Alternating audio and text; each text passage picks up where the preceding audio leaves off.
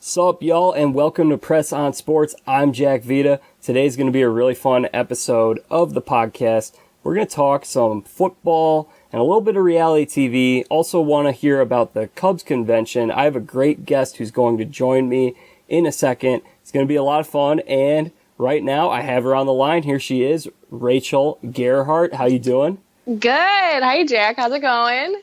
I'm doing good, Rachel.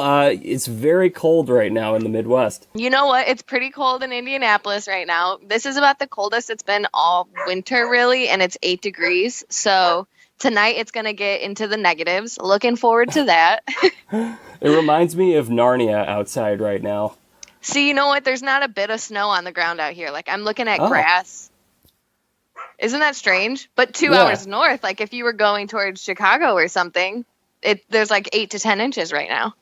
Yeah, I believe it. I know I have friends in Bloomington, and whenever like they get like a really hot day in March and they talk to me like, it's so great out. I'm like, it's 40 out here. Oh yeah, I was just out in Bloomington yesterday. I was out there for work, and it's beautiful. Like, I mean, obviously the colors aren't bright and fresh and thriving, but there's no snow on the ground. So we're just kind of fighting the cold out here, trying to survive. Bloomington's a great town. I'm glad you got my Narnia reference, by the way. Well, obviously, I did have a childhood. I've been reading those lately. It's been fun. You're trying to have a little nostalgia? Well, I just thought it'd be fun to look back on all of the spiritual themes in that and whatnot, but we'll save that for another time. Okay. So Rachel, let's talk football first, and then we'll get into everything reality TV related. You're a big Patriots fan. I'm sure you're pumped up about what happened over the weekend. Absolutely. That was the most exciting weekend of football of the entire year for me. Pats till I die. So heck yeah, I'm celebrating and I'm ready to roll. Can't wait. We might tick off a lot of people. You know what, Jack? This is nothing new to me. See, here's the thing.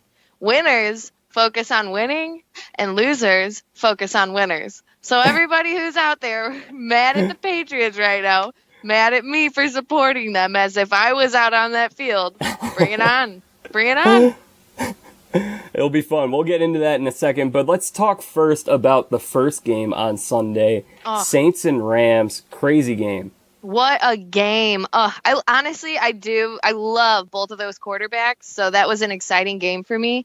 Yeah. Going into overtime, too, like, woo. Let's hear what you got to say. Okay, so here's what I think. There was that big controversial call at the end of the game, which was clearly the wrong call. Very, very bad call. We'll make that clear, okay? Yeah. That's dominated the discussion all week. It's Friday right now. People are still talking about it. Yep. And the thing is, was it a bad call? Yes. But I don't really like how much credit is being taken away from the Rams from that game. Absolutely. And I don't like how much blame is being put on the refs, because even after that play, so let's think about that play, okay? It was I think it was like 3rd and 8 or 3rd and 10, something like that, right? Mm-hmm. Yeah, it was something like that. Yeah, okay, good. So they would have gotten a first down, but the big thing is, and yes, they may have been able to get the Rams to burn their timeouts, but there's still no guarantee that they get into the end zone if they were to get that first down, and maybe they could fumble on the goal line. They were very inefficient in the red zone all game, even after that play. So they get the field goal, they make the field goal, which, so now they're playing with a lead. All they got to do is keep the Rams out of field goal range, and they allowed the Rams to drive down the field. Jared Goff had a very gutsy performance in that dome with, they had huge home field advantage, the Saints did. So they allowed that to happen, and then they get the ball in overtime, and they turn it over. So I felt like this was a Saints choke at the end of the day. It totally was. And honestly, at the end of the day, we've all, not all of us have played sports, but we've played sports. We get it. You know what? Sometimes refs lose games. Yeah. Like, there's never, anytime a team loses a game, something that the refs did is going to be in the back of their mind as to tying it back to how or why they lost. But you're not wrong. I totally think the Saints choked. I thought Jared Goff played his tail off. And honestly, all of the Rams, I have been loving Todd Gurley. That was like first round fantasy league football pick for majority of the leagues. Like, yeah. How could you not want to see this team thrive and prosper? It's been so long. I am loving that they're back in LA. And you know what? Drew Brees he's obviously, I'm saying Tom Brady's the greatest of all time, but Drew Brees is right up there close behind him with Aaron Rodgers. Like, it happens. It went into overtime. It wasn't a blowout. It happens. And they had the home field, too. Like, there were so many reasons why they lost that game. They shouldn't have let it get that close when they were playing with a 14-point lead. Mm-hmm. And I don't really like the rhetoric that this team and its fans have been spewing since. I think Drew Brees has been the most classy out of everyone. He went up to the podium after the game. He said, we lost. Like, we blew that. We should have won that game. It's not on the refs. But a lot of the, Sean Payton, some of the players, Cameron Jordan, spewing a lot about the refs. And let's make another thing clear. If you saw in the first half of that game, there were like 3 different times where they yanked the Rams' face masks and there was no call. Like, there were a lot of no calls in this game, and it wasn't heavily leaning on one side or another. So I didn't have a huge issue with it other than the fact that, yes, it was the wrong call. Yeah, I totally agree. And to be honest, maybe if this was like the Patriots that were involved and I was actually tied emotionally to the situation, then I would care more about it. But yeah, like at the end of the day, they lost. Yeah. So a loss is a loss. Let's go on to the next. People can't be, crying about this for much longer. It happens. And if they think that this is going to be the last time that a ref blows a game like that, you're sadly very, very wrong. Yeah. And I'll say one other thing, too. I have been a big proponent of we should be allowed to review pass interference calls or potential pass interference calls. And maybe they'll change maybe that'll be the good out of this, is that they do allow for that to happen, because it's kind of crazy. Tim Allen once said, my idol. Oh my gosh. Here we go. Tim Allen said on his show this past season, he said, it's weird how you can review a little play. They can take out the camera and they bring out an index card to determine if a ball is 3 inches further or shorter. However, they don't review it on a 50-yard potential game-breaking play. That is weird, and it's weird that you remembered Tim Allen saying that in a show. And you held on to that in your brain. I love it. Whatever. All right, well, I'm glad we got that out of the way. We had to get that out of the way. I also just want to say, like, one of the coolest parts that I thought about the 4 final teams that are left, like, 2 of the quarterbacks, Jared Goff and Pat Mahomes, are both under 25 years old. Like, yeah, these 2 both are so young, so fresh, and they're playing against almost like a future version of themselves, The veterans, Tom Brady and Drew Brees, like, these are the old dogs out here. They're veterans. They've been in the league. They've been doing it for so long, and they're playing, both of them, against these young bloods, hungry dogs. Like, I love it. And I just thought that was the coolest thing to me, that, those are going to be the quarterbacks of the future someday, in the next generation or so. I don't know. I just thought that was something cool to think on. Yeah, definitely. I mean, we've seen young quarterbacks peak early. Vince Young, Dante Culpepper. So there are a lot of guys. We don't know if they stay healthy and everything, but both of them do, in fact, look legit.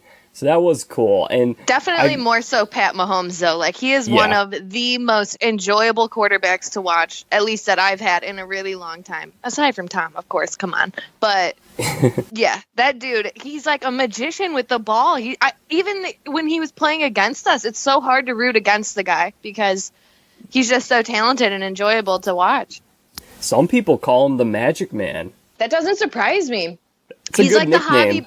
He's like the Javi Baez of football. Like, it doesn't make sense how he's doing what he does, but it's awesome. He's like a superhuman. Yeah. So let's get your thoughts on this game. The Patriots had a couple of big drives. Tom did what he does best, And this, in my opinion, was the game of the year.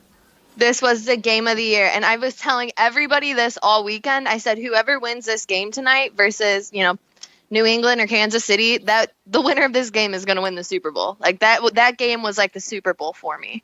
Yeah, very likely. And I was just so stoked with the outcome. You can't be frustrated at all as a Patriots fan. I'm obviously, of course, as a Patriots fan, but you can't be frustrated with the way that game went. It was such a roller coaster of emotions. And I drank a coffee in between games. My heart was racing so bad, and I had the shakes. Oh my God, it was crazy. It was so much fun to watch. I didn't have any emotional investment in either game, but I'm someone that I don't hate the Patriots because you have to. I don't want to get too much into this, but what they have done over the last 18 years, in my opinion, has been good for football. Of course it has. They've made history. Like them or hate them, Bill Belichick and Tom Brady are two of the most key components to the NFL right now. I would say so, for sure. Like they're just like historians of sports in my eyes. What they've done, both of them, in coaching and in playing, like it's monumental. It's very comparable to Michael Jordan and Phil Jackson, those two together. Exactly. And that's what bothers me when people try to say, oh, well, it's either Tom's the best quarterback or Brady's the best coach. It can't be one or the other. But you mean Belichick? Yeah, sorry, what did I say? Brady. You said Tom's the best quarterback and Brady's the best coach. Whatever works. Oh, man, it's still the morning for me. I can already see the weekend.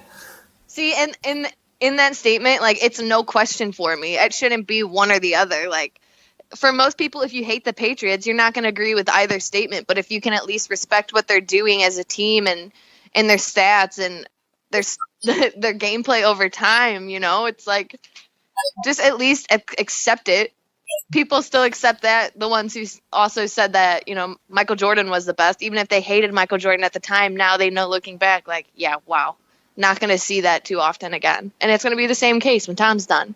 Yeah, a lot of people will say one's the greatest, one isn't, but we don't do that with Phil Jackson and Michael Jordan. And I think it just goes to show how important both roles are. Those two, quarterback and coach, are probably the two most important spots in football. And you can have someone great in both those spots. It doesn't have to be one or the other. Right. And when you do have somebody great in both of those spots, someone who's like truly great, that's what happens when you look at what's happened over the last decade with the Patriots dynasty, Yeah. And you obviously control it. They're controlling the whole NFL. The other thing is obviously, like, what is the role of a coach? If we're just saying, oh yeah, Brady's the best, like, he needs a good coach, like, especially in football. So that whole thing is just ridiculous to me. Totally is. But that was a great game. Another thing now, Rachel, is it's annoying. We can't come away from these two games just saying, wow, those were two great games. We have to make the conversation about, oh, the overtime rule should be different. And once again, I have a similar stance on the Chiefs that I do on the Saints here. But the Chiefs didn't complain. They're very classy. Well, I mean, if they were the same rules as like college football, both of those games could have had a different ending. Who knows? Yeah. Well, not the Saints game, because the Saints did start with the ball. Well, yeah. Yeah. But here's the thing, like, in the sense of entertainment, I think it would be more entertaining for both teams to touch the ball. But I don't necessarily think that one team starting with the ball, I don't think that the way we have it right now is unfair. Because if the Chiefs just get a stop, they're going to have good field position. All they need to do is kick a field goal to win the game. Right. Do your job, play defense when you need to play defense. Yeah, and if you can't do that, then maybe you shouldn't be in the Super Bowl. Exactly. I am not disappointed at all with this outcome.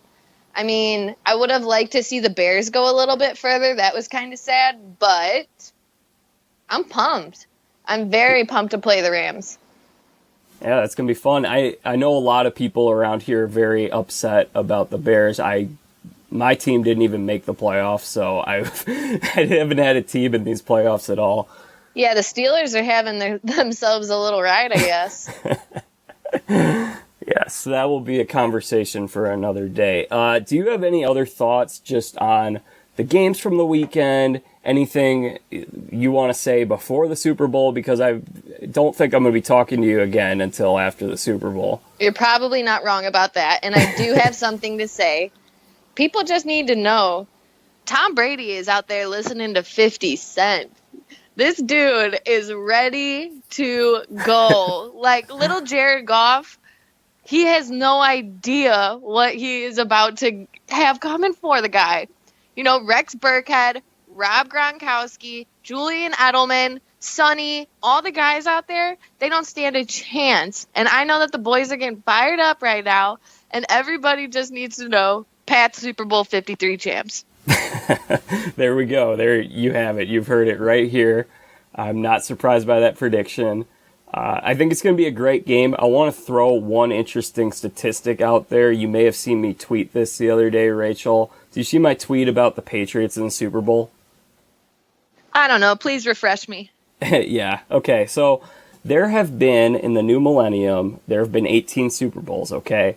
The Correct. Patriots have played in 8 of them. All 8 of those games have been a one-score game. And then the other 10 games, without them, only 3 of those have been a one-score game. So we've had a lot of blowouts when the Patriots aren't playing in the Super Bowl. That's interesting. I did not see that. Yeah, I did a little research there. I thought it was interesting. So are you trying to predict that this is going to be a close one? Yeah, it always is with the Patriots. It's always more interesting with them. It feels like a bigger event to have them there.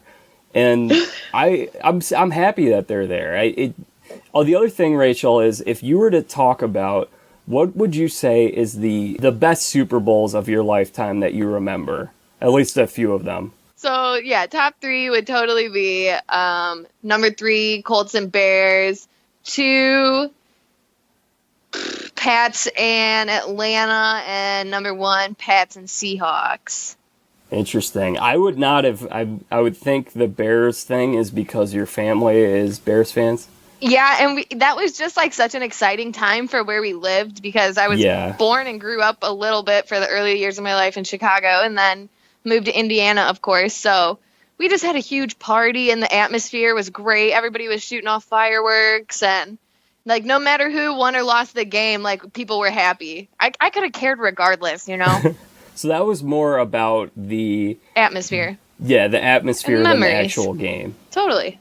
Yeah, because what I'm thinking is the best games of our lifetime watching these games, I would say the Atlanta game, the Seahawks game, those 2 that you had, and then maybe even better than both of them was the first time the Patriots lost to the Giants. That was an insane game. Oh, God. Yeah. Yeah, it was. I wouldn't put that in my top 3 just because, you know, I don't hold any good memories to that one. So. And then the other 2 that really come to mind, I think those are the top 3 in terms of games. And then the 2 right behind it, I would say, were the other Patriots game where they lost to the Giants. That was another great game. And then the Steelers and Cardinals, which I'm cautious to put that at the very top because I have a little bias there. But that was a great game in terms of lead changes. Yeah, absolutely. What are we going at here? The best games are when the Patriots are in there. So you should want to have them in there this next week. It's going to be so much fun. I can't wait. No, it's going to be awesome. It's going to be a great game. People, of course, are probably going to sit there and watch the game and talk crap about both teams. But you know what? At the end of the day, you know it's going to be a good game regardless. And Tom is going to put on a show. And if you can't appreciate his talent, then maybe you don't know football too well. Yeah, maybe football isn't the sport for you then. Maybe football's not your forte. Yeah, all these people that are like, I'm going to boycott the Super Bowl because of these calls. What percentage of those people do you think are going to actually watch the game? 90%. Exactly. It's the outrage culture. People got to be mad about something all the time, and especially if it's with the Patriots. Yeah, you know what? I think everybody's just getting a little bit too soft these days. Nobody really can just kind of take the heat anymore, and everybody's got something to say and put out there, and social media kind of gives them that platform, and this is why we live in a hostile society. Yeah. I like the analysis there. All right, Rachel. Oh, go ahead. No, I just said, So, gosh, I started to say reality and Rachel in the same word. Potato. Okay, Rachel, I got to ask you, because I know you went to Cubs convention this past weekend. I saw your Instagrams, and also you went last year too, I want to say? Yeah, this was my 4th year in a row. Wow, 4 years in a row. So the first year you would have went was 2016? I went the year before we won the World Series. Okay, so that would have been right when the team was starting to get good. Yeah, exactly. Really it was cool. the year, right when we signed John Lester. Oh, wait, so that was before year. So that was 2015. Yep. Oh, interesting. Okay, Yep. So maybe, have you been 5 years then? 15, 16, 17. Shoot, man. I don't think math is my forte. That 15 team, honestly, was my favorite of the teams we've had so far because it was such a surprise, like a pleasant surprise to see the team play so well. And there really wasn't much stress and pressure because I think people were just more grateful to be playing competitive baseball after a long time of not having that. And I went to spring training that year for the first time. So that's a special year for me, too. I loved that team. Please bring back Dexter Fowler, David Ross, Miguel Montero. I loved those guys. I don't think Miguel Montero is coming back, unfortunately. No, of course he's not. He's got bad blood. But you know what? I loved Miggy, and I'll never forget that grand slam. So keep him moving. Yeah, I won't either. So let me ask you, how was it? I mean, what has drawn you to Cubs convention? Because I haven't been able to go yet. I mean, I'm sure it's a good time. I don't have much money. But I was just wondering, how is it? Tell people about it, because I'm sure there are a lot of people who don't know, who like the Cubs, who listen to this podcast and don't know what it's about. Right, exactly. So the Cubs convention is in downtown Chicago, and it is hosted every year at the Sheraton Hotel. So a lot of times people will just, get a hotel room in the hotel, and then there's different floors in the hotel that host the convention. So you don't even really have to go outside or travel much if you do it right. So very cool. The way it's set up is you register when you get there, and you get a drawstring backpack that has like the schedule for the weekend, like when different conferences are occurring, and then you get a voucher card.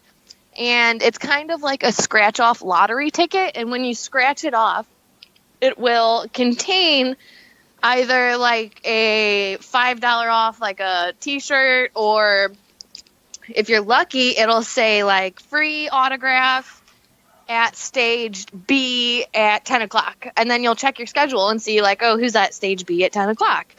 And that's when you get to do these meet and greets with players. So over the years, I have only won 2 of those meet and greets. First one was with John Lester. Second one was with Carlos Zambrano. So I've got to meet some cool people. And then within that schedule of the day, there's different activities. A lot of the times it's like press conferences. Like you could sit in on a conference with like previous kind of like the old stars of the Cubs. You can sit in on coaching press conferences where the coaches kind of break down the season, and you get to see them interact like with the fans on a different level than you kind of see them doing when they're in interviews in the media. Yes, get a little more personality out of them. There's a part of the day, like kind of one of my highlights was every year they do this thing called the kids press conference. And it's like kids like 10 years old and under will line up, and they'll be handed a microphone, and then there's a panel of players, and the players have to answer whatever the kids ask. And the kids obviously, like, they ask the darndest things. They are just hilarious. They ask the craziest things, and it's very, very funny. So this year on the panel was Chris Bryant, Kyle Schwarber, Javi Baez, and Bodie. And normally Rizzo's up there because Rizzo is so great with the kids, but this year he was on his honeymoon, and during the kids' conference, he FaceTimed Chris, and they gave him a microphone. I don't know. It was cute. It was really fun. And then, aside from doing all of the conferences, they do like a huge game of bingo where you can win like historic flags that have flown over Wrigley Field and signed baseballs, and it is a really, really good time. But this year, this has been like on my bucket list for the last couple of years since I've been going. Kyle Schwarber is my favorite baseball player on the Cubs. Number 12, just like Tom Brady. Schwarbs. I have always wanted to see him or meet him or something. Like, I love the guy. So, I've never been able to. Well, this year, I tried to kind of play it a little different. And 670 The Score always has a booth set up where they do live reporting throughout the whole Cubs convention. And if you're lucky, sometimes you could catch, like, one of the main players of the Cubs, they're getting interviewed. So I went over and I kind of started schmoozing the ladies who were on The Score. And I was like, hey, so, like, who do you guys have as your guests coming up? And they said, well, Kyle Schwarber will be here at 3 o'clock. So I'm like, done. Went and got myself a hot dog and some chips, and I posted up, like, right in the front row, directly in the middle. Like a concert there, what you would do. Yeah, but it was short. Like, nobody knew that he was going to be there, so there was only, like, 10 or 12 of us. Wow. It was crazy. Nobody knew. So I'm just posted up there, eating a hot dog, chilling, right in the middle. There's a guy standing next to me in a Cubs Nacho Libre outfit. People really go all out for this thing. And boom, there's Schwarber right in front of me, 5 feet away. Did you get to talk to him? No, because I could tell, like, he was sitting there, and the guy in the Nacho Libre outfit was being extremely rude and disruptive throughout their interview. So he was getting pretty frustrated. And then there were, like, 3 little kids standing next to me who wanted their baseball signed. So I just, respected the situation and shot him a polite wink and left. But that was, like, the highlight of my whole trip. I love him so much, and, like, just I waved, and he kind of acknowledged it a little bit, and it was just enough for me to get satisfied. I'm fine. It was fine. I'm good. It was a really good time. It was a blast. If you're a Cubs fan, you should totally give it a try. Check it out. Just know it's kind of like a big party. There's people there of all ages, and I would recommend you get a hotel at the Sheraton, grab a couple of your buddies, bring a cooler, and buckle up, because it's totally a ride. Cool. That sounds awesome. Let me ask you real quick, your favorite interaction you've had with a Cubs player? Ever. So my first Cubs convention ever was incredible. I had a good group that was with me, and in my bag, that's when I got my voucher with John Lester. And this was hysterical. I was standing in the line to go up there and get a meet and greet, and this is when they really didn't have any kind of strict rules with how you can interact during these meet and greets. So I went up there with, like, a nice photo of him, a couple baseball cards. Like, I had this guy sign, like, 7 different things. And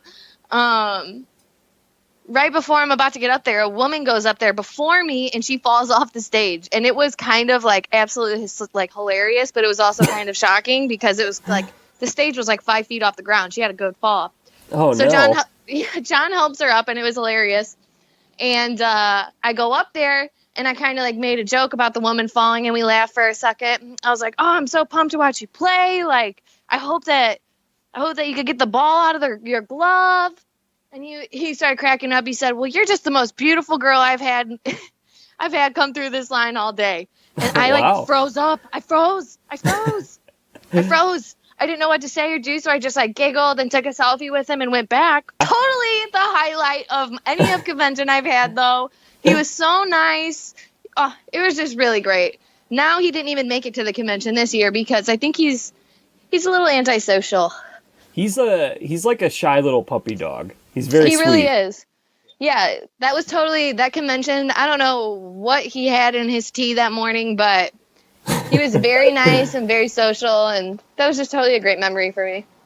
I'm going to tell you real quick my favorite Cubs interaction with a player. Do you want to guess which player it was? I would guess.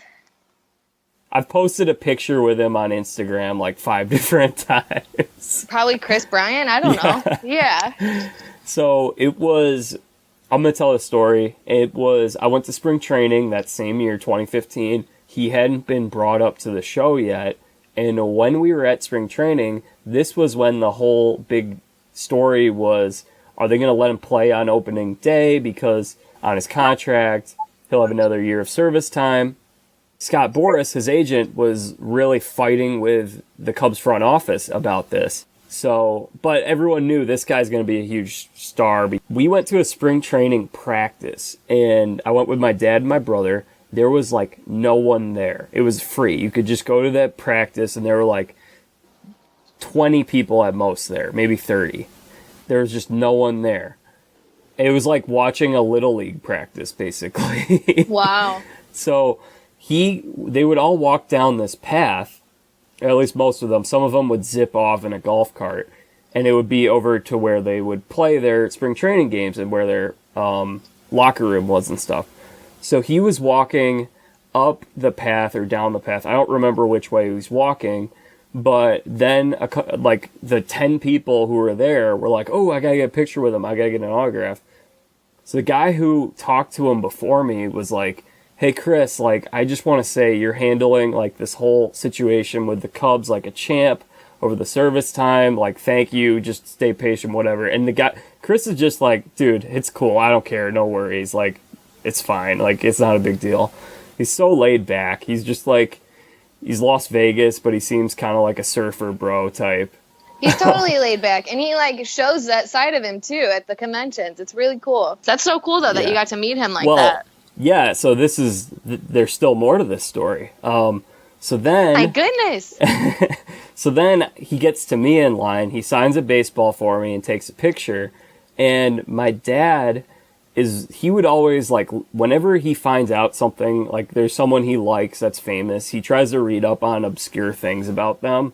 Okay. So he was like, he read some blog and it was like 20 interesting facts about Chris Bryant, the Cubs' top prospect. And one of them said... he loves to play songs on his guitar by Taylor Swift. So my dad was like, you got to ask him about that. So I said, Chris, what's your favorite song on guitar to play by Taylor Swift? And he's like, ooh, that's a tough one. It's been a while, but I love the new album, which was the... Red? No, it was the one after that. What was that one called? 1989. Oh, okay. But he really likes Taylor Swift. He's such a nice guy. Yeah, very down he really to earth. is. So that was fun. Totally. How's this for a transition? If Chris Bryant was not married, he would be the perfect person to be the Bachelor on ABC. Oh my god. I would love that. I would love that. But he is, and now we have Colton Underwood as the Bachelor. Rachel, in or out on this season? How are you feeling about it so far? I am out on this season. I am out. If you would have listened to the first podcast that we did talking about the boys on The Bachelorette, I was like drooling for Colton, but let me tell you, now I'm just kind of over it. I think that he is super soft and kind of awkward. Not like the kind of cute, fun awkward, like no, like actually awkward. And I think that he didn't really get lucky with the bunch of girls that he has. Like I have 2 favorites and that's about it. I'm pretty confident that at least one of my 2 will win. But I just want something to finally happen. I kind of feel like so far it's just slow and boring. Let's hear. Who do you like? My favorite is Cassie. I love Cassie. She's kind of that surfer chick from Huntington Beach. Yeah. And then my second favorite is Kaylin. She was the runner-up for Miss USA. And coincidentally, the 2 of them are like really good friends on the show. They're kind of like the JoJo and Becca. And they both have really good connections with him. I would like Cassie to win. That's kind of my pick for the season. So, fingers crossed. Have they shown much of Cassie? I feel like I've kind of skipped around the last couple episodes, so I feel like I haven't seen too much of her, but she does seem like a good one. Totally, no, they haven't. She hasn't had a one-on-one date yet. She's had some good moments with him, and he said that, you know, he gets butterflies when he's with her, and she feels like home and whatever, but hopefully she does something. Or Hannah G. I guess if I had a top 3, I'd put Hannah G up there as well. She's kind of sweet. Those do seem like the favorites by the public so far, so we will see how they fare. I have to say, though, I did read a spoiler on what's going to happen this season. Oh, my God. So I'm not going to say who I think's going to win or anything like that, but I was. You already know who's going to win? I know. Well, I know how it's going to end, I should say. Oh, dear. I'm not going to say anything. What I was feeling the same way you did through the first 2 episodes in terms of I'm out on this. I want to see what's going to happen on this season. And there's some blog. I don't even know if Reality Steve was the one who broke all this, but it's on Newsweek or something like that. And it's got what's going to happen in every single episode. So I'm sort of like a la carte with this season. I'm skimming around, seeing what I'm going to like. I wanted to know when the fence jump was going to happen. So I'm really looking forward to that. That actually does sound like that's going to deliver in the promos. Honestly, the way they promoted that was so extra. Like, I know. He jumps the fence and a woman screams bloody murder like she just got stabbed. Like, okay, the dude has literally been hounded with cameras. He's probably totally emotional and just wants to literally go for a walk with no cameras around. And the only way to do that is to hop a fence and get away. Like, obviously he's going to come back. They made the preview like a horror movie, like, Colton, where are you? Screaming into a dark cornfield. Like, I'm sure he's not in there. I don't know. I don't know where he is, but I honestly just wanted to know, when's that going to happen? What does the moment actually deliver? Because they always spoil what's going to happen by the promos to keep you around. So I want to know, is this one actually going to live up to the hype, or is it just going to be a minor thing? It actually does sound like it's going to be pretty unique, so I'm looking forward to that. But if you want to know do you want me to say, like, if it's going to happen soon or not, or do you want me to leave that ambiguous? Just say if it's soon. Not soon. I didn't think it would be soon. Yeah, so they're going to drag that out for a while.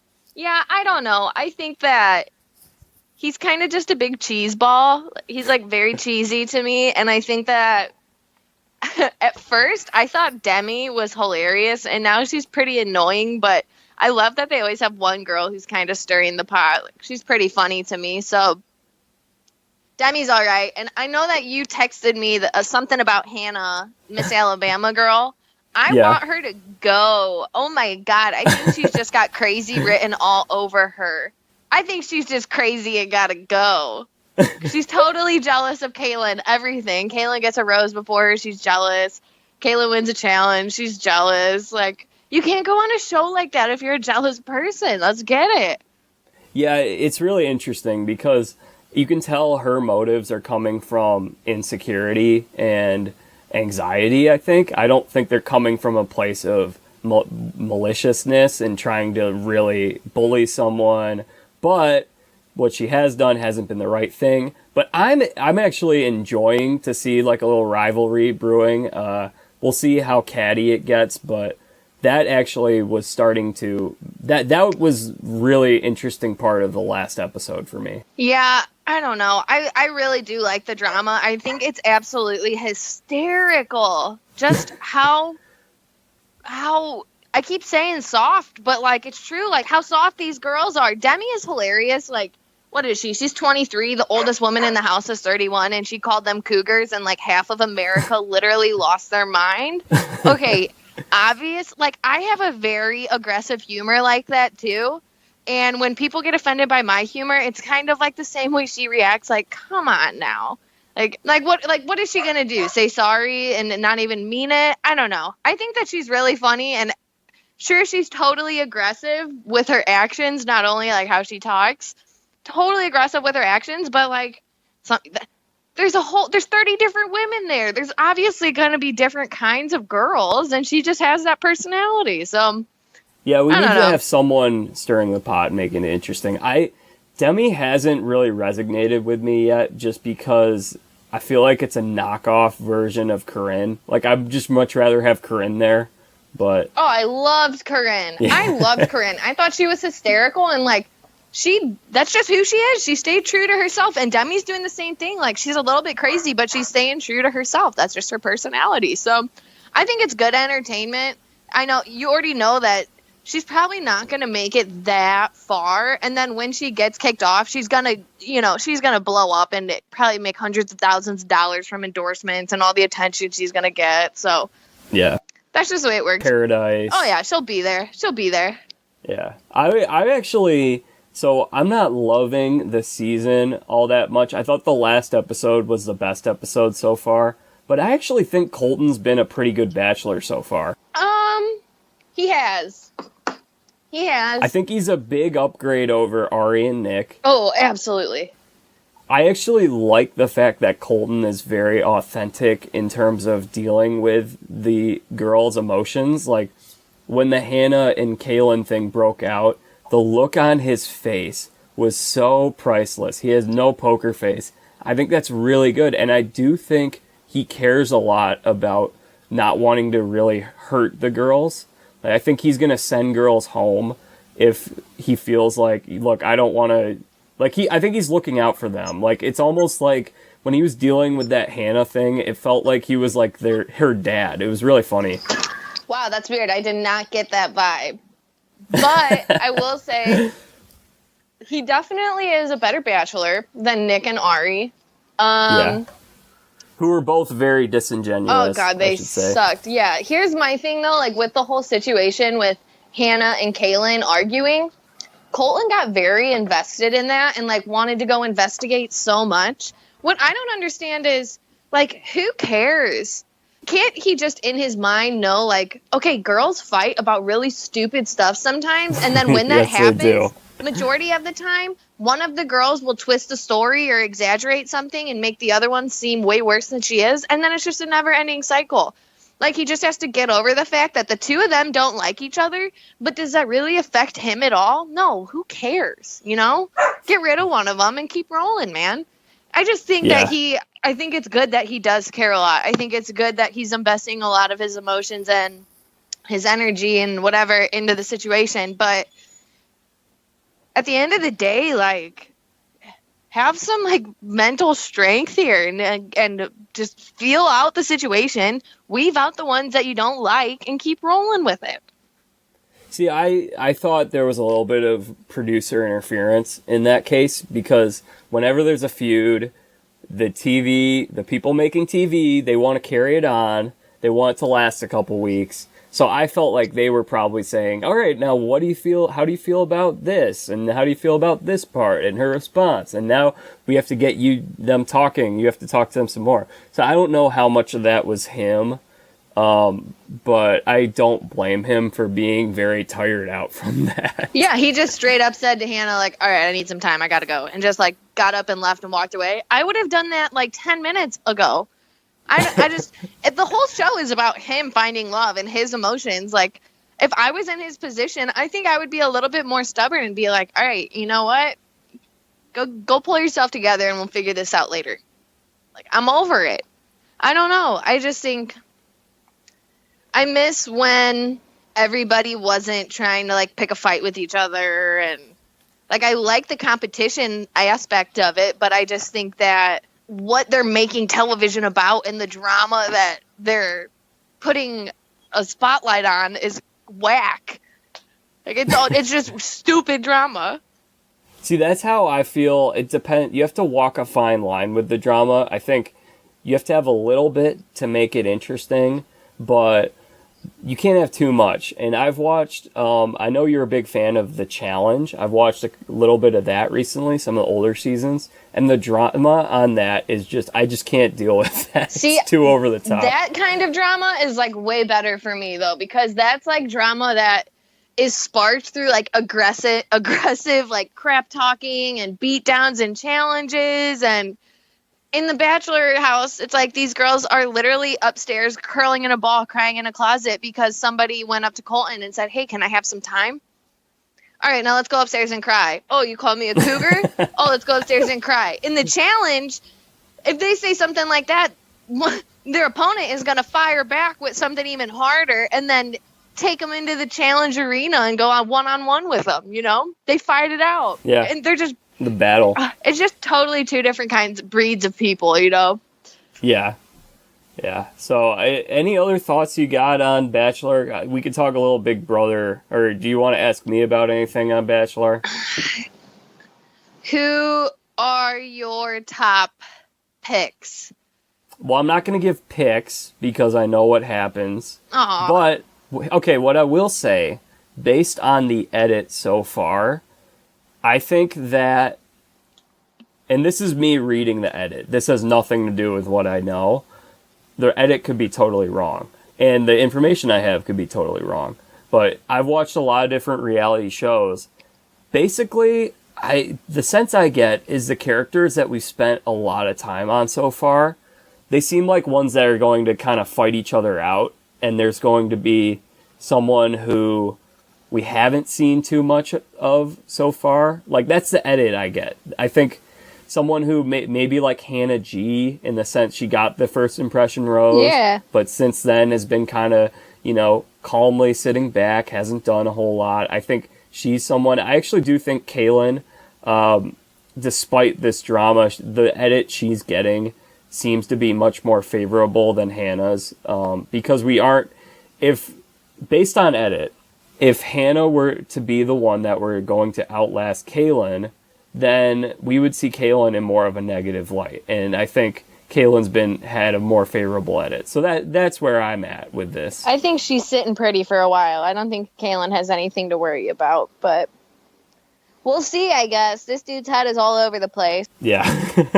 And then the ones I like the Never Been Kissed girl. She seems very nice. I don't think she's going to be one of the last remaining women, but I think she's interesting and she seems like a very nice person. Heather, yes. Heather. Yeah, she does seem sweet. She has very, very pretty hair. Oh yeah, she she's a little bit like Kendall. She reminds me a little of Kendall, just in the sense of like California. That's what I get from Cassie. Oh, okay. Totally. Well, I get the, like, I think both those girls that are on this season, Heather and Cassie, have that sort of laid-back persona to them, but also, I don't think either of them have the quirks that Kendall does. Kendall's a very interesting I love her. person.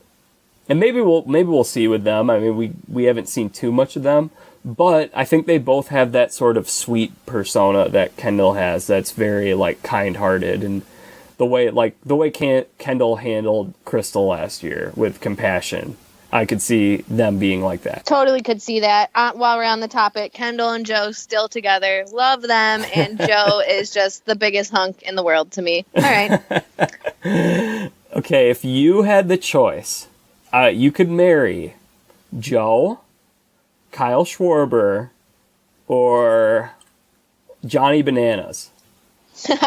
I'm not going to put Brady in there because Brady's on another level from everyone else. But one of those three, which would you pick? Oh, this is tough. I'm going to weave out Johnny Bananas. I think he'd be more like someone you'd want to hang out with. Here's the thing. One of my first crushes was CT. So CT would have been a better choice. I love CT. Yeah, I haven't seen too much of him on the challenge, but I know he's a beast. So that's Schwarber and Joe. Here's the thing. Schwarber is a cub, and that would just, like, make my whole life. But I think Joe is just the cutest human, and I don't know. It's Schwarber. I was going to say, if Joe was a left fielder, would that change anything for you? Yeah. It's not even the left fielder, because I think I would probably want, like, a pitcher or, like, a first baseman.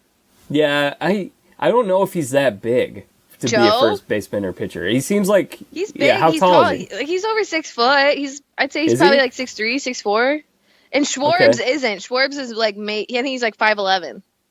Oh, all right. Well, maybe he's 6 foot. I don't know. He looks short. I thought Schwarb was a little bigger than that, but I don't know. Yeah, it's short. Okay. All right. Well, that's a good conversation for The Bachelor. Lastly, we have to talk a little bit about Celebrity Big Brother. You're a big fan of regular Big Brother, correct? Yeah, I watch regular Big Brother. Like, I've watched it for the last couple years. Love it. I'm going to put my 2 cents in real quick, and then I'm going to let you kind of take it away. Yeah, we can fight over this. This will be fun. Yeah, so Celebrity Big Brother isn't my favorite. You sent me previously, like, a spoiler list of who you thought was going to be on, and I wish that was the cast that actually was on this season. Yeah. So all week for the last week, there's been an episode, Monday, like 4 days a week or whatever. So I missed the first episode, and at the beginning of each next episode, they do a recap. So I just tuned into the second episode and watched the recap. And I didn't even make it through the whole episode. I turned it off. I was so bored. I hate the celebrities on it. They have a totally different mentality and game plan than normal Big Brother. I'll probably tune in here and there just to see who's still in it, but Team Ryan Lochte all day. All right, over to you, Jack. Ryan Lochte talking on there, he sounds like, I don't know if you're going to understand this reference, but have you seen the Saturday Night Live sketches with Kyle Mooney and Beck Bennett in them where they do the spoofs of the Big Brother? No. And they also do spoofs of 90s sitcoms? No. Well, Ryan Lochte, you're going to have to watch these sketches. Just look it up on YouTube. He looks like the perfect blend between the two of like how 90s sitcom actors act. Totally. Like how cheesy they are. And I love 90s sitcoms, by the way. Full House all the way. Oh yeah, Full House was great. But that's funny, yeah. He's really, he hams it up, but the way he sounds, it sounds like he's acting, but not very good at acting. It's really funny. Yeah, I don't know. The dude from Mean Girls, he was just like driving me nuts, and him and Ryan Lochte are like really tight buddies, and there's a WWE diva on there who drives me nuts. Yeah. I used to watch Total Divas, and I hated her on that show, and now I can't stand that she's on here, and I'm not crazy about the cast. I think Ryan, you're not a big Lolo Jones fan either. Oh my God. Okay, so yeah, Lolo Jones was the most annoying person on the challenge when she made her appearance. So she was on, they do like a Champs versus Stars season, which is kind of like Celebrity Big Brother, where they take like the best champions from the challenge and then they'll put them up against a handful of celebrities willing to compete, and then the winning money goes to charity. Well, she was on it. She drove me nuts. She just has, I don't know how old she is. I think she's in her later 20s. She's like 35. 35? Yeah, she looks pretty good. Wow. Yeah. Good for her. Anyways, she's 35 years old, and she's not good at, like, building alliances in the smart way. She never pairs herself up with the right people, and I guarantee she's going to get herself sent home. Well, she was getting into it with Ryan Lochte. It was funny. Here's the thing, Rachel. I am here for the craziness of Celebrity Big Brother. It's very similar to Celebrity Apprentice in the sense of The Apprentice, the original Apprentice, I thought was a great show. Honestly, one of the best reality shows of all time. In the heyday of reality TV, it was amazing. It was a #1 rated show on NBC. It was a great show. And then all of a sudden, Celebrity Apprentice came around, and I was like, what is this? Like, this is such a mess. And I watched maybe the first season, enjoyed it a little bit, but I'm like, this just isn't as good as regular Apprentice. And then a few years later, I came back, and eventually, like, I don't know, I think if you're a big fan of a show, and then you see the show done very, very differently, and just very cheesy and over the top, it ruins it. Yeah, and you're a little defensive of the show because you're like, oh man, like the show is much better this way.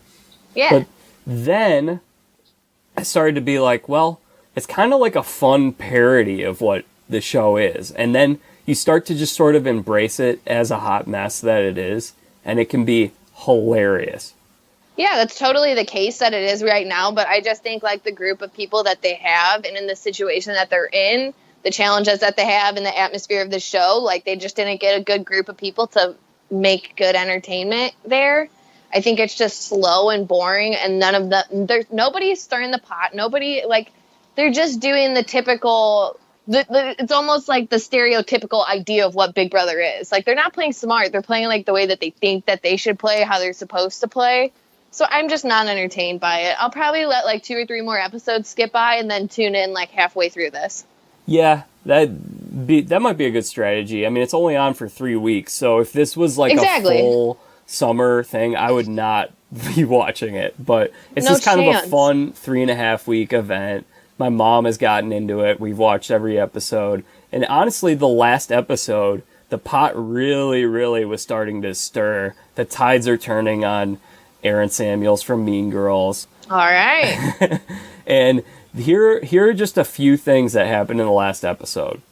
Lolo and Natalie Eva Marie, the diva, started talking about a Final Two alliance, only to realize that Tamar Braxton, the songwriter, was in the room listening to the conversation the whole time.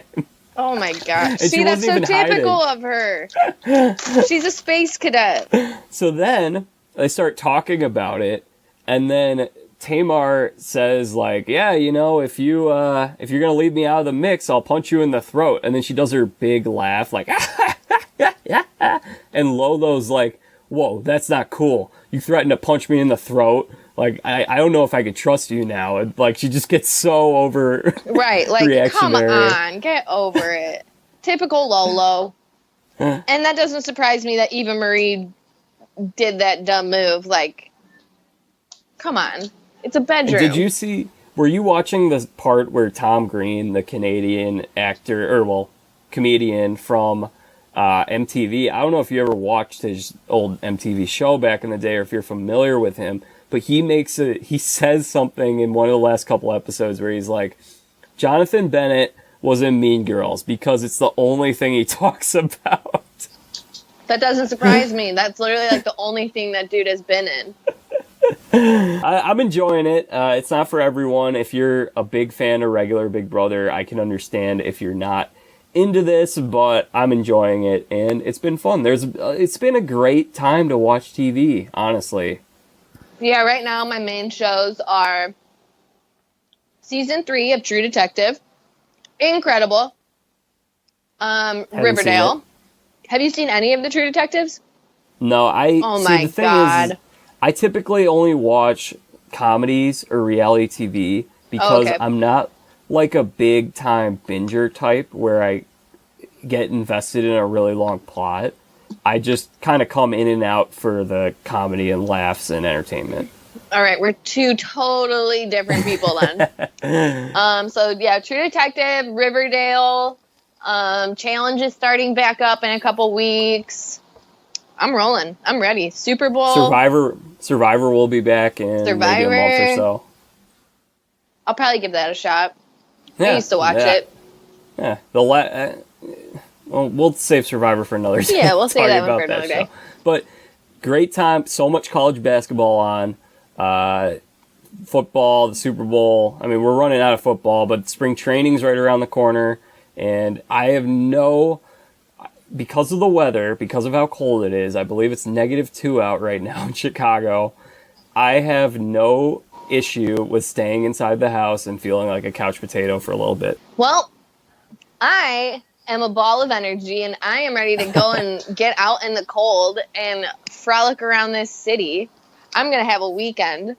You have yourself a binging weekend, and you should check out True Detective because season 1 is really incredible. All right. I mean, I got a lot of shows on my plate at the moment in terms of what I've been watching on Hulu, but I'll keep that in mind. You know, summer is when when there aren't as many sports on, I feel like it's easier for me to watch through a show consistently, but you just have baseball going. Right. So, all right. Well, Rachel, I had a lot of fun today. This is going to be a fun one to edit through and have it posted up a little later on.